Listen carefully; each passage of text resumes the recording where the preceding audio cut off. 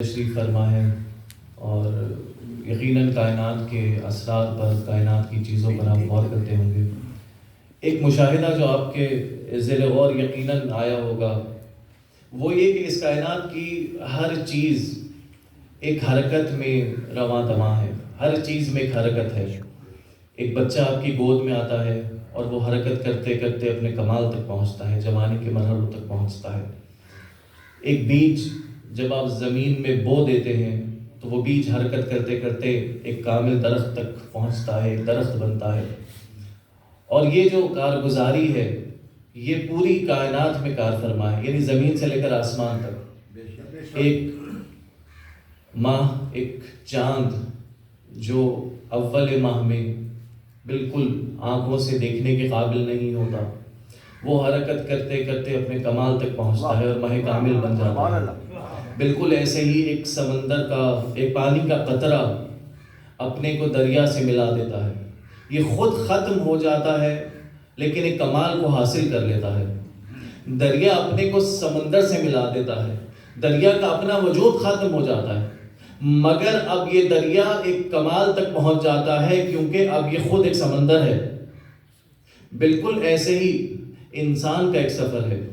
یا ایھا الانسان انک کادح الی ربک کدحا فملاقی، اے انسان تو آہستہ آہستہ اپنے رب کی طرف سفر کرنے میں گامزن ہے۔ تو انسان آہستہ آہستہ اپنے رب کی طرف سفر کرتے ہوئے اپنے کمال تک پہنچ جاتا ہے، لیکن اس میں جو ایک مشکل مرحلہ ہے، جو ایک بات بارے گراں ہے، وہ یہ کہ جو انسان دنیا سے چلا جاتا ہے، جو انسان اپنے رب کی طرف سفر کرتے ہوئے لقاء اللہ کی منزل تک پہنچ جاتا ہے، جو انسان خدا سے ملاقات کی طرف روانہ ہو جاتا ہے، وہ انسان تو اپنے کمال کو حاصل کر لیتا ہے، لیکن جو پسماندگان ہیں، جو باقی رہ جانے والے افراد ہیں، ان کے لیے یہ امر غمساری کا ان کے لیے امر طبیعتوں پر بہت باہری ہوتا ہے، یعنی طبیعتیں مزمحل ہو جاتی ہیں اس بات پر کہ اپنا کوئی پیارا خدا کی طرف روانہ ہو جاتا ہے۔ مگر کس قدر حسین مکتب ہے آپ کا، کس قدر دل آویز مکتب ہے آپ کا، جو آپ کو یہ درس دے رہا ہے کہ دیکھو ہمیں معلوم ہے کہ تم پریشان ہو، ہمیں معلوم ہے کہ تمہارا غم بہت گہرا ہے، مگر تم دریا سے سبق سیکھو۔ دریا خود کو سمندر سے ملا دیتا ہے، اپنا وجود ختم ہو جاتا ہے مگر ایک کمال حاصل کر لیتا ہے۔ تم بھی اپنے غم کو کسی بڑے غم کے ساتھ ملا دو، تمہارا غم کمال تک پہنچ جائے گا۔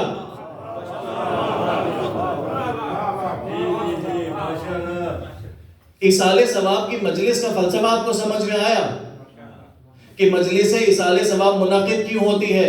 کہ ہم اپنے غم کو کسی بڑے غم کے ساتھ ملا دیتے ہیں اور ہمارا غم ایک کمال تک پہنچ جاتا ہے۔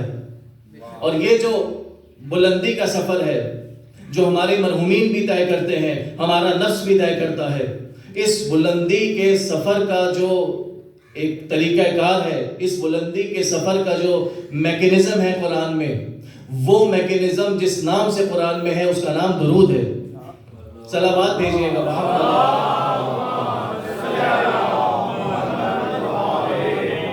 آپ کے سامنے آئے درود کی تلاوت کی کہ جس میں اللہ تعالیٰ درود کا حکم دے رہا ہے، اور یہ جو آیت ہے سورہ احزاب آیت نمبر 56 ہے۔ اس سے پہلے ایک اور آیت میں جو آیت نمبر 43 ہے، اس میں اللہ تعالیٰ درود کے فلسفے کو بیان کر رہا ہے۔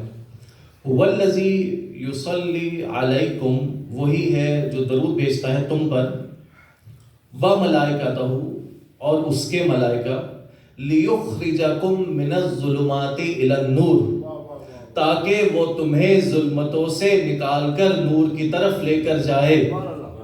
تو اس آیت میں، یعنی جو آیت میں نے سلام کلام میں پڑھی، جو مشہور آیت درود کی آیت ہے، وہ آیت کون سی ہے؟ وہ آیت ہے جہاں پر مشورہ درود ہے، یہ وہ آیت ہے جہاں پر فلسفہ درود ہے۔ اچھا، یہ عجیب لفظ میری زبان پر آیا، مشورہ درود۔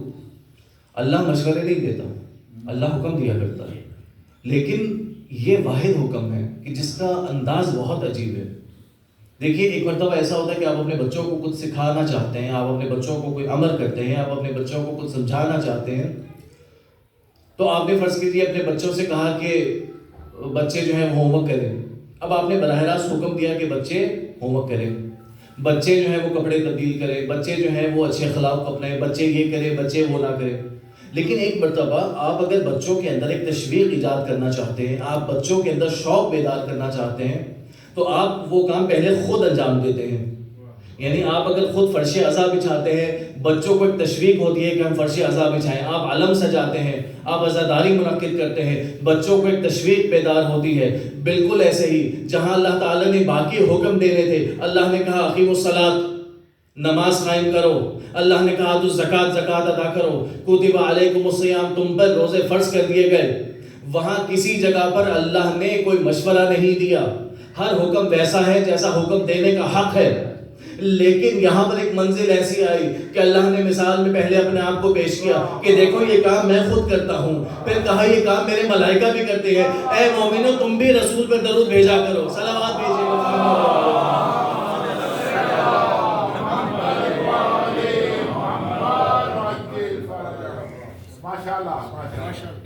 تو یہ آیت وہ ہے جو حکم دے رہی ہے درود کا. اس سے پہلی جو آیت میں نے پڑھی هو الذی یصلی علیکم، کہ وہ تم پہ درود بھیجتا ہے. کیوں بھیجتا ہے؟ درود کا فلسفہ یہ ہے لیخرجکم من الظلمات الی النور، تاکہ وہ تمہیں ظلمتوں سے نور کی طرف لے کر جائے.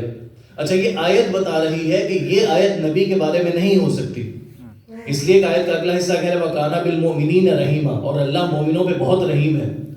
اور دوسری بات یہ کہ لِيُخْرِجَكُم مِّنَ الظُّلُمَاتِ إِلَى النُّورِ، تاکہ وہ آپ کو ظلمتوں سے نور کی طرف لے کے جائے. وہ درود بھیجتا ہے کیوں؟ تاکہ ظلمتوں سے نور کی طرف لے کر جائے. یہ آیت نبی کے بارے میں اس لیے نہیں ہو سکتی کہ سورہ احزاب میں آیت درود کے بعد کی جو آیتوں میں فرمایا کہ اے نبی ہم نے آپ کو سراج منیر بنا کر بھیجا، وَدَاعِيًا إِلَى اللَّهِ بِإِذْنِهِ سِرَاجًا مُنِيرًا، کہ نبی تو خود سراج ہیں. دیکھیے سراج کا جو معنی ہے، یہ اس لفظ سے آپ واقف ہیں، سراج کا معنی ہے نور ساتر کرنے والا چراغ، ایسا نور دینے والا چراغ، ایسا نور جس کا نور کبھی ختم نہیں ہو سکتا. اسی لیے سورہ مبارکہ نوح کی ایک آیت میں فرمایا وَجَعَلْنَا الشَّمْسَ سِرَاجًا، اور ہم نے سورج کو سراج بنایا، اس لیے کہ سورج کا نور کبھی ختم نہیں ہو سکتا. تو سورج کا نور کبھی ختم نہیں ہو سکتا. سراج کا لفظ وہاں پر استعمال ہوگا جہاں پر نور دائمی ہے. تو جیسے سورج کا نور کبھی ختم نہیں ہو سکتا، نبی کا نور ہدایت بھی کبھی ختم نہیں ہو سکتا. تو درود کا مقصد آپ کو سمجھ میں آیا کہ لِيُخْرِجَكُم مِّنَ الظُّلُمَاتِ إِلَى النُّورِ، کہ اللہ درود کے ذریعے سے انسانوں کو، مومنوں کو ظلمتوں سے نکال کر نور کی طرف لے کر جاتا ہے. اب سوال یہاں پر یہ ہے کہ ظلمت ہے کیا؟ آیا ظلمت کوئی وجود رکھتی ہے؟ چلے اردو ترجمہ کروں، اندھیرے کا کوئی وجود ہے؟ اندھیرے کا اپنا کوئی وجود نہیں ہے. نور کا نہ ہونا، روشنی کا نہ ہونا اندھیرا ہے. تو نور اور ظلمت یہ دو ایسی حقیقتیں ہیں کہ جن کا اپنا وجود نہیں ہے. یعنی نور کا وجود ہے، ظلمت کا وجود نہیں ہے. وجود نہیں ہے مگر درجات ہیں. یعنی ظلمت کے اپنے درجات ہیں، نور کے اپنے درجات ہیں. ایک مثال سے واضح کرتا ہوں. آپ فرض کیجئے باہر گلی میں گئے اور رات کا اندھیرا تھا. اب یہ ایک نوع اندھیرا ہے، ایک طرح کا اندھیرا ہے. اس کے بعد جب آپ اپنے کمرے میں، گھر میں واپس آئے اور لوڈ شیڈنگ تھی اور کمرے میں مکمل اندھیرا تھا، اب جو کمرے کا اندھیرا ہے یہ باہر کے اندھیرے سے زیادہ شدید تھا. یعنی ظلمت کی شدت بڑھ گئی. اچھا اب اگر اس کمرے میں آپ ایک زیرو کا بلب جلا دیں تو اب یہ کمرہ باہر کے مقابلے میں نورانی ہے. اچھا اس کمرے کے مقابلے میں ایک اور کمرہ ہو جہاں 100 واٹ کا بلب جل رہا ہو تو اب وہ نورانی ہے، یہ اندھیرا ہے. کسی اور کمرے میں 1000 واٹ کا بلب جل رہا ہو تو وہ نورانی ہے، یہ اندھیرا ہے. تو بالکل اسی طریقے سے کہ یہ جو نور کی طرف سفر ہے، آپ درود پڑھتے جائیے، اللہ کم نورانی سے زیادہ نورانی اور زیادہ نورانی اور زیادہ نورانی آپ کے سفر کو بڑھاتا چلا جائے گا. اور جو درود سے دور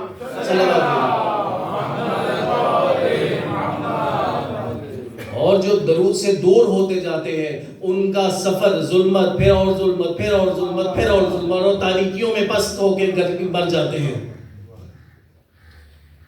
تو لِيُخْرِجَكُم مِّنَ الظُّلُمَاتِ إِلَى النُّورِ کہ اللہ درود کے ذریعے سے ایک سفر طے کرواتا ہے. کس کو سفر طے؟ اگلا سوال یہ کہ سفر طے کس کو کروائے گا؟ دیکھیے اللہ نے اپنی ایک اور صفت بیان کی ہے. یہ درود کا فلسفہ تھا. ایک اور صفت اللہ ولی الذین آمنوا لیخرجہم من الظلمات الی النور کہ اللہ مومنوں کو سفر طے کروائے گا ظلمات سے نور کی طرف. اب یہاں پر ایک جملہ سن لیجئے کہ اللہ کا جو اپنے بندوں کے ساتھ تعلق ہے، اللہ کا جو اپنے بندوں کے ساتھ رشتہ ہے، وہ قرآن کریم میں بہت مقامات پر ہے. جیسے اللہ تعالیٰ رب ہے. کس کا رب ہے؟ الحمدللہ رب العالمین. اللہ کا ربوبیت کا رشتہ ہے اپنے بندوں کے ساتھ عالمین میں. اللہ اپنے بندوں کا رب ہے، سب کا رب ہے. اللہ سب کا مالک ہے. اللہ کا ربوبیت کا رشتہ سب کے ساتھ، اللہ کی مالکیت کا رشتہ سب کے ساتھ. اللہ لطیف بعبادہ یرزق من یشاء کہ اللہ اپنے بندوں پر لطیف ہے، ان کو بے تحاشا رزق دیتا ہے.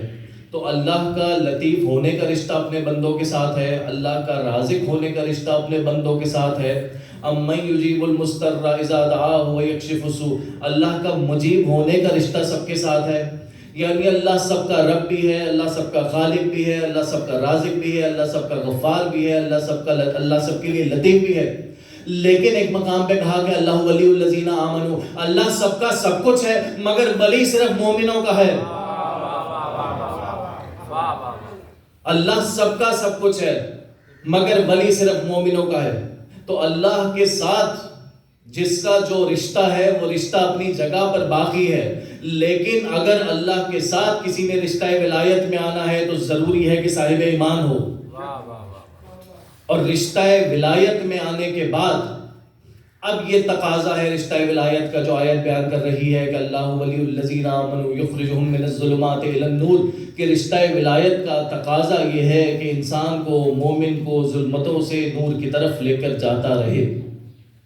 اور رشتہ ولایت کا تقاضا اگر اس آیت میں ہے تو جہاں جہاں اللہ کی ولایت چلے گی وہاں وہاں اس تقاضے کا پورا ہونا ضروری ہے. آیت کا ترجمہ مجھے کرنے کی ضرورت نہیں ہے. جہاں اللہ نے کہا انما ولیکم اللہ ورسولہ کہ تمہارا ولی بس اللہ ہے اور اس کا رسول ہے اور وہ مومن جو حالت رکوع میں زکوٰۃ دینے والے ہیں. تو اب رشتہ ولایت کا جو تقاضا آیت نے بیان کیا وہ یہ کہ لیخرجہم من الظلمات الی النور رشتہ ولایت کا تقاضا یہ ہے کہ ظلمتوں سے نکالے اور نور کی طرف لے کر جاتا رہے. تو اب جو ولی ہے اس کا یہ کام ہوگا، اس کی ولایت کا یہ تقاضا ہوگا کہ وہ بھی ظلمتوں سے نکال کر انسانوں کو، مومنوں کو نور کی طرف لے کے جاتے رہیں گے. صلوات بھیجیے گا محمد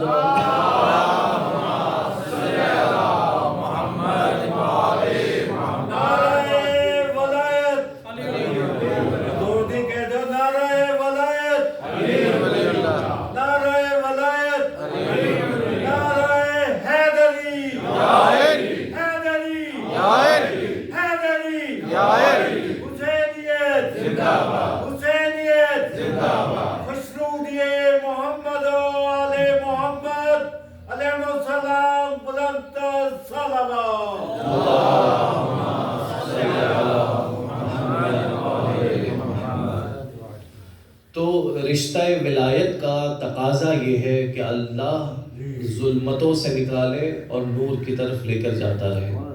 اور جو ولی ہے اس کا یہ کام ہے کہ وہ ظلمتوں سے نکالے، نور کی طرف لے کر جاتا رہے.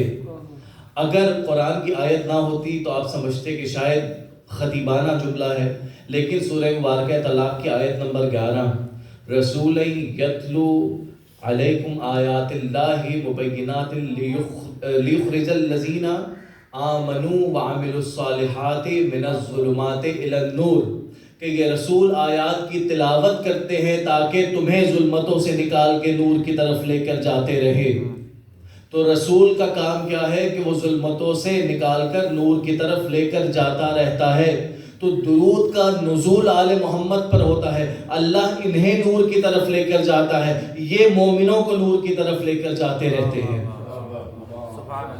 اب اگلا سوال یہ ہے کہ یہ جو درود کا فیض ہے، یہ جو درود کا اثر ہے، یہ کیسے مومنوں تک پہنچتا ہے، یہ درود کا جو اثر ہے یہ مومنوں کو کیسے ملتا ہے۔ دیکھیے ایک مثال آپ کے سامنے واضح ہے کہ اگر کہیں کوئی ایک پہاڑی کے دامن میں کوئی بستی ہو اور پہاڑ میں یعنی ایک آبشار ہو، اور اس آبشار کے ذریعے سے اس بستی کے گھروں میں پانی پہنچایا جانا ہو، تو اب اگر وہ آبشار براہ راست گھروں میں داخل ہو جائے گی تو گھروں کو تباہ کر دے گی، یعنی گھروں کے لیے ان کی ظرفیت اتنی ہونی چاہیے کہ وہ آبشار سے براہ راست فیض حاصل کر سکیں۔ تو اب اگر آبشار کا فیض لوگوں تک، گھروں تک پہنچنا ہے تو اس کے لیے جو چیز ضروری ہے وہ یہ کہ آبشار کے ساتھ ایک بند باندھا جائے اور بقدر ضرورت، بقدر فیض گھروں تک پانی پہنچتا رہے۔ بالکل ایسے ہی درود کا مرکز آل محمد کی ذات ہے، اور جو رشتہ ولایت میں آل محمد کے جتنا قریب ہوتا چلا جائے گا اس کو اس کی ظرفیت کے مطابق فیض ملتا چلا جائے گا۔ تو یہ رشتہ ولایت ہے آل محمد کے ساتھ، یہ رشتہ ولایت ہے پیغمبر کے ساتھ، یہ رشتہ ولایت ہے آل پیغمبر کے ساتھ۔ جس کا جتنا رشتہ ولایت مضبوط ہوتا چلا جائے گا وہ اتنا فیض درود حاصل کرتا چلا جائے گا۔ تو اب اگر کسی کو، اچھا ایک اور بات، اللہ ولی الذین آمنوا، اللہ نے جب حصر کر دیا کہ اللہ صرف مومنوں کا ولی ہے، تو درود کی توفیق بھی اللہ مومنوں کے علاوہ کسی اور کو نہیں دیتا۔ درود کی توفیق بھی اللہ مومنوں کو دیتا ہے۔ درود بھیجیے گا۔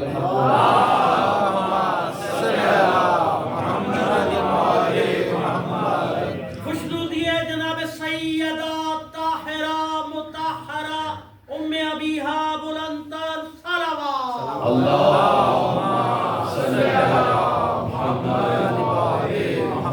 درود کی توفیق مومنوں کو ملتی ہے، اور جو مومن جتنا فیض درود حاصل کرنا چاہتا ہے وہ اپنے نفس میں درجہ ولایت کو اتنا بلند کرتا چلا جائے گا۔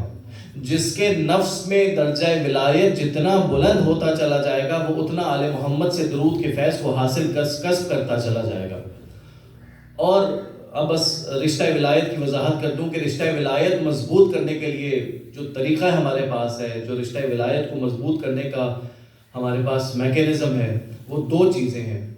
ایک وہ چیز ہے جسے ہم مودت کہتے ہیں، دوسری وہ چیز ہے جو بعض لوگوں کو پسند نہیں آتی۔ تو پہلی وہ چیز ہے جو مودت ہے، دوسری وہ چیز ہے کہ جو ان کے دشمن ہیں ان کے بارے میں جو جذبات ہیں، جب تک جیسے ہونے چاہیے ویسے نہ ہو تب تک ولایت کا رشتہ کامل نہیں ہو سکتا۔ اور اگر یہ بات صرف ہمارا عقیدہ ہوتی، یہ بات ہم صرف اس لیے کرتے کیونکہ ہمارا عقیدہ ہے، تو حق حاصل تھا کہ کوئی ہم سے سوال کرتا، لیکن یہ بات ہمارا عقیدہ نہیں ہے۔ جہاں پر سورہ مبارکہ احزاب جا کے ایڈریس دیکھ لیجئے گا، سورہ احزاب سورہ نمبر 33 آیت نمبر 56 آیت ہے جو درود کا حکم دے رہی ہے، 97 آیت ہے جو کہہ رہی ہے ان الذین یؤذون اللہ ورسولہ لعنہم اللہ فی الدنیا والآخرہ، اللہ ایک جانب ان پہ درود بھیجتا ہے، دشمنوں پہ لعنت کرتا ہے۔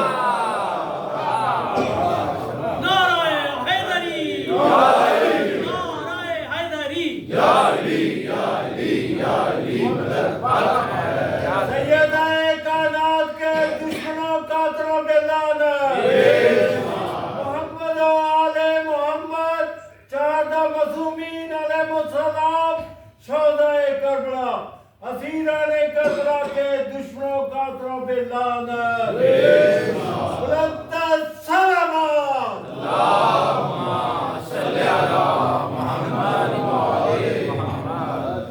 رشتہ ولایت مضبوط کرنے کے لیے یعنی انسان کے نفس میں یہ دو پر ہونا لازمی ہے، ایک مودت اور دوسرا، اچھا یہ کوئی گالی نہیں ہے، یہ اسی کا دوسرا رخ ہے۔ جب ہم بات کرتے ہیں درود کی تو درود دعائے رحمت ہے کہ پروردگار ان پر اپنی رحمت کا نزول فرما، ان پر اپنی رحمت نازل فرما، اور جب ہم بات کرتے ہیں لعنت کی تو ہم دعا کرتے ہیں کہ پروردگار انہیں اپنی رحمت سے دور کر دے، پروردگار انہیں اپنی رحمت سے دور فرما۔ اچھا دوبارہ اپنی گفتگو کو سمیٹوں، اللہ ولی الذین آمنوا لیخرجہم من الظلمات الی النور، کہ اللہ ظلمتوں سے نور کی طرف لے کر جائے گا۔ کسے لے کر جائے گا؟ مومنوں کو لے کر جائے گا۔ کیسے لے کر جائے گا؟ درود کے ذریعے سے لے کر جائے گا۔ اور درود کے ذریعے سے کس کو لے کے جائے گا؟ جس کا رشتہ ولایت جتنا مضبوط ہوگا اتنا وہ فیض درود کو حاصل کرتا چلا جائے گا۔ اب میں نے بار بار آپ کے سامنے ذکر کیا کہ ظلمتوں سے نور، ظلمتوں سے نور، ظلمتوں سے نور، تو ذرا سا ایک جملے میں وضاحت کر دوں کہ یہ نور کیا ہے۔ قرآن نے نور کے بارے میں کوئی گفتگو کی ہے یا نہیں کی؟ تو ایک مصداق نور کا خود نبی کی ذات ہے، کہ جہاں قرآن نے کہا کہ نبی سراجا منیر ہے، نبی کی ذات خود نور ہے۔ دوسرا مصداق سورہ مبارکہ نور کی جو آیت ہے، نور ہے اللہ نور السماوات والارض، یا اس سے پہلے ایک اور آیت پڑھ لو، اس آیت کے بعد میں آتا ہوں، اس سے پہلے سورہ مائدہ کی آیت نمبر 15 سن لیجئے، قد جاءکم من اللہ نور و کتاب مبین، کہ بے شک تمہارے پاس اللہ کی طرف سے دو چیزیں آئی ہیں، ایک نور آیا ہے، ایک کتاب آئی ہے۔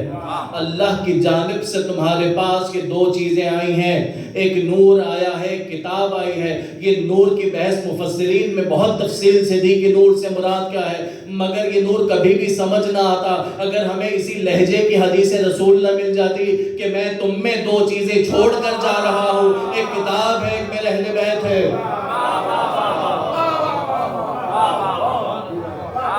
عجیب بات یہ ہے کہ آیت کا لہجہ بالکل ویسا ہے، حدیث کا لہجہ بالکل ویسا ہے۔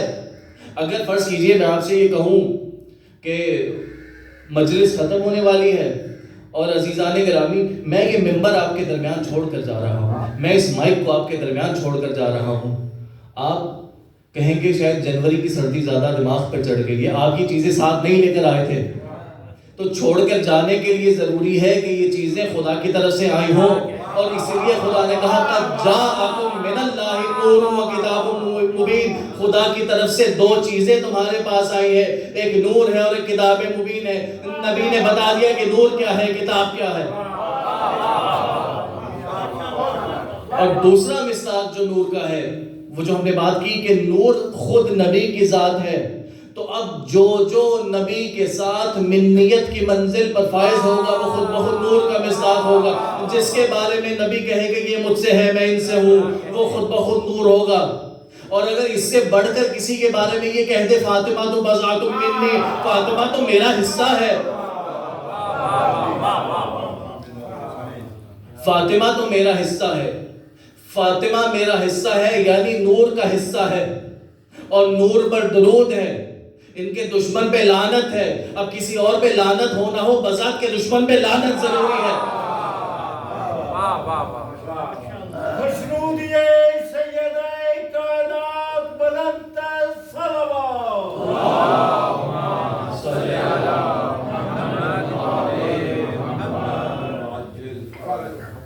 نور کی دوسری آیت بھی سن لیجئے، اللہ نور السماوات والارض، کہ سماوات کا اور ارض کا جو نور ہے وہ اللہ ہے۔ اور اسی آیت کے آخری حصے میں اللہ فرماتا ہے یہدی اللہ لنورہ من یشاء، اللہ جسے چاہتا ہے اپنے نور کی طرف ہدایت کرتا ہے، اللہ جس میں خیر دیکھتا ہے اسے اپنے نور کی طرف ہدایت کرتا ہے۔ تو جیسے وہ آیت حدیث سے سمجھ میں آئی، یہ آیت بھی حدیث سے سمجھ میں آئے گی کہ اللہ جسے چاہتا ہے اپنے نور کی طرف ہدایت کرتا ہے۔ نبی نے آگے بڑھ کر کہا کہ اللہ جس کے ساتھ بھلائی کا ارادہ کرتا ہے اس کے دل میں حسین کی محبت کو رکھ دیتا ہے۔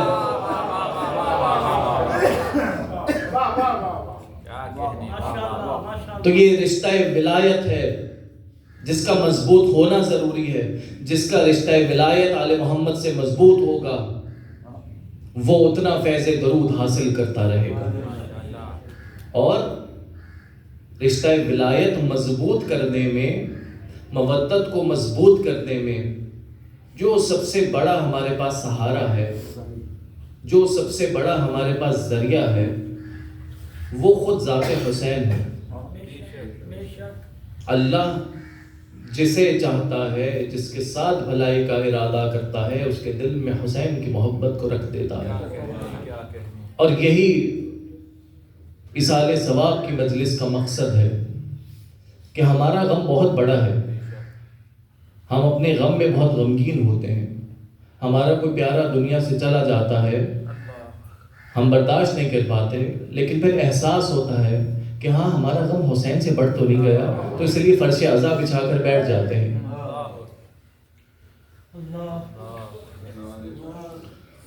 یہ رشتہ کس کس منزل پر مضبوط نہیں ہوتا۔ ہماری کون کون سی ایسی کیفیت ہے کہ جس میں یہ رشتہ مضبوط نہیں ہوتا. کچھ ماہ گزرے، لاہور میں بہت شدید بارش ہوئی اور بارشوں کا گزشتہ کئی سال کا ریکارڈ ٹوٹا. مجھے برادر بریر کی کال آئی اور کہا کہ قبرستان کا حال بہت خراب ہے. آواز میں پریشانی تھی کہ والدہ کی مٹی قبر کی بہہ گئی. میں صرف اتنا کہوں گا کہ خدا نے اتنے وسائل دیے کہ قبر کو دوبارہ تعمیر تو کر دیا. ایک بیٹا ایسا تھا جو اس بات پہ ساری عمر روتا رہا کہ باپ کی قبر پہلی مرتبہ بھی نہ بنا سکا. ایک بہن ایسی تھی جو اس حسرت میں رہی کہ ایک مٹھی خاک بھیا کی قبر پہ نہ ڈال سکتی اس لیے کہ ہاتھ بندھے ہوئے تھے. یہ بہن وہ تھی کہ جس نے اپنے بھائی کے لاشے کو بہت عجیب حالت میں دیکھا تھا. آپ کربلا جاتے ہیں، خاک شفا لے کر آتے ہیں. جانتے ہیں خاک شفا کی حد کیا ہے؟ خاک شفا کس خاک کو کہتے ہیں؟ عراق کے ایک عالم سے پوچھا گیا کہ آقا یہ بتائیے کہ خاک شفا کی حد کیا ہے؟ اس لیے کہ خاک شفا کے لیے یہ ہونا ضروری ہے کہ اس میں خون حسین شامل ہو. تو ہم یہ کیسے معلوم کریں، یہ کیسے پتا چلے کہ یہی خاک شفا ہے؟ تو عالم نے روتے ہوئے جواب دیا، کہا کہ ایک عربی گھوڑے کو تازیانہ مارو اور جتنی دور تک وہ دوڑتا چلا جائے وہاں تک خاک شفا کی حد ہے. اس لیے کہ جب گھوڑے حسین کے لاشے پہ دوڑے تھے تو خون کربلا میں پھیلتا چلا. اجرکم علی اللہ. یہ وہ بہن ہے کہ جو بھائی کے لاشے کو اس حالت میں چھوڑ کر ہاتھ پسے گردن بدے ہوئے اس شام کے بازار میں پہنچی.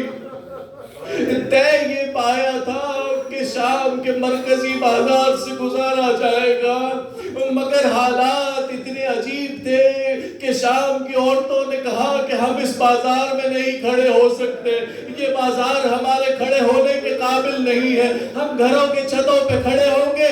اے یزید تو قیدیوں کو وہاں سے گزار. تو زینب کو شام کی ہر گلی سے گزار. وہ بی بی جس کی ماں کا جنازہ رات کی تاریکی میں اٹھا، شام کی ہر گلی میں اسے گزارا گیا. میں دربار کی مصیبت نہیں پڑھتا، بہت سخت ہے دربار کے مسائل پڑھتا. بس ایک جملہ سن لو کہ وہ بی بی شام کے بازاروں سے گزر کے جب دربار میں پہنچی تو تاریخ نے کہ ایسا منظر دیکھا جسے ہم کبھی بھلا نہیں سکتے. ابو سفیان کا نجس پوتا تخت پہ تھا، ابو طالب کی شریف پوتی ہاتھ پسے گردن بدے ہوئے دربار میں کھڑی رہی. اجرکم علی اللہ.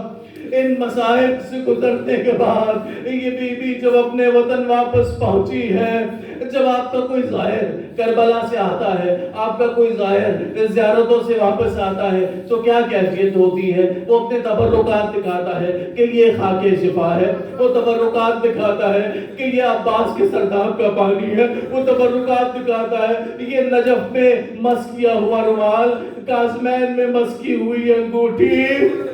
اب ذرا چشمے تصور سے دیکھیے کہ زینب پردیس سے وطن واپس پہنچی تھی، ماں کی قبر پہ کیسے پہنچی. اماں یہ حسین کا خون آلود کرتا، اماں یہ قاسم کی ابا، اماں یہ علی اکبر کا بابا. اماں میں آ گئی، میرا ماجا آیا کربلا میں رہ گیا، میں آ گئی، میرا عباس دریا کی تنہائی میں سو گیا. اماں میں آ گئی، میرا علی اصغر تیر کھا کر سو گیا، سکینہ شام میں سو گئی. اماں میں آ گئی یہ جھولے کی لکڑیاں، یہ سکینہ کی بالیاں. اماں میں آ گئی مگر 1 سال ہوا، ارے کسی نے ماں کہہ کے نہ پکارا. ہائے میرے اور محمد.